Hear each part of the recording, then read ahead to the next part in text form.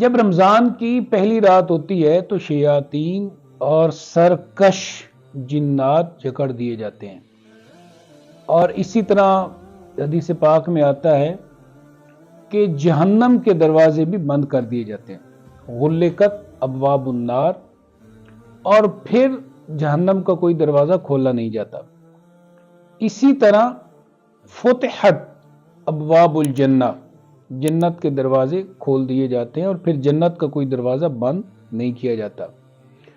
اور پھر ناد منادن، ایک ندا کرنے والا ندا کرتا ہے کہ اے خیر کے چاہنے والے آگے بڑھ، اور اے شر کے چاہنے والے رک جا۔ تو رمضان میں یہ عمل آپ علیہ الصلوۃ والسلام نے فرمایا، ترمذی شریف کی یہ حدیث ہے، 683 نمبر ہے، تو یہ عمل رمضان میں پوری راتیں جاری رہتا ہے اور ہر رات جاری رہتا ہے۔